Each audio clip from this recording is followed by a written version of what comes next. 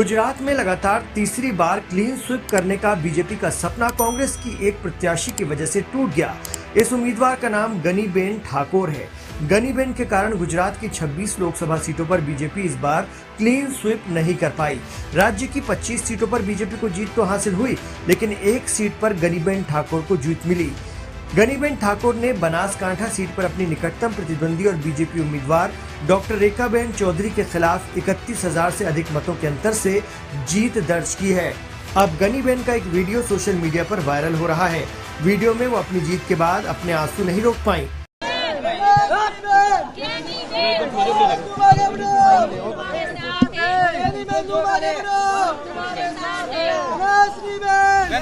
Viral video में जीत मिलने की खुशी में गनीबेन एक व्यक्ति के गले लगकर फूट फूट कर रोती नजर आ रही हैं। बनासकांठा में गनीबेन के प्रदर्शन ने बीजेपी को 2014 और 19 के अपने ऐतिहासिक प्रदर्शन की हैट्रिक लगाने से रोक दिया।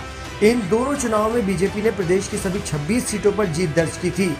आपको बता दें कि गनीबेन ठाकुर वर्तमान में बनासकांठा जिले की वाव विधानसभा सीट से विधायक हैं। बनासकांठा लोकसभा सीट से जीत के साथ ही ठाकुर व्यक्तिगत रूप से गुजरात कांग्रेस में एक बड़ी नेता के रूप में उभरी हैं। गनीबेन की जीत से कांग्रेस पार्टी भी बेहद खुश है। कांग्रेस के पास इस समय गुजरात से केवल एक सांसद है, जो गुजरात कांग्रेस प्रमुख शक्ति सिंह गोहिल है। गोहिल राज्यसभा सदस्य के रूप में चुने गए हैं।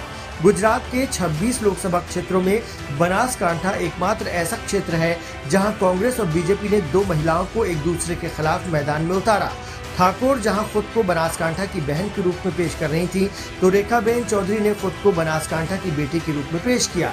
हालांकि जीत बनासकांठा की बहन यानी गनीबेन ठाकुर की हुई। बनासकांठा लोकसभा क्षेत्र 2012 के उपचुनाव के बाद परंपरागत रूप से बीजेपी का गढ़ रहा है। इस बार के चुनाव में ये सीट बीजेपी के हाथ से निकल गई।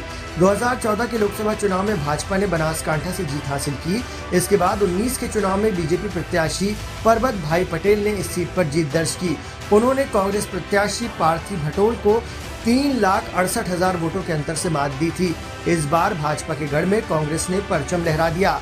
अपने चुनाव प्रचार में ठाकुर ने कांग्रेस ने यूपीए सरकार पर लाई गई विभिन्न योजनाओं जैसे मनरेगा, सिंचाई, स्वास्थ्य, रोजगार और वन अधिकार का उल्लेख किया था। साथ ही चुनाव प्रचार के दौरान वो अपने एक हाथ में संविधान रखती थी तो दूसरे में भगवत गीता। राजनीतिक जानकार गनीबेन के इस बेहतरीन प्रदर्शन का श्रेय उनके मजबूत जमीनी जुड़ाव और प्रभावशाली ठाकुर समुदाय से मिले समर्थन को दे रहे हैं, जिसकी बनासकांठा में अच्छी खासी मौजूदगी है।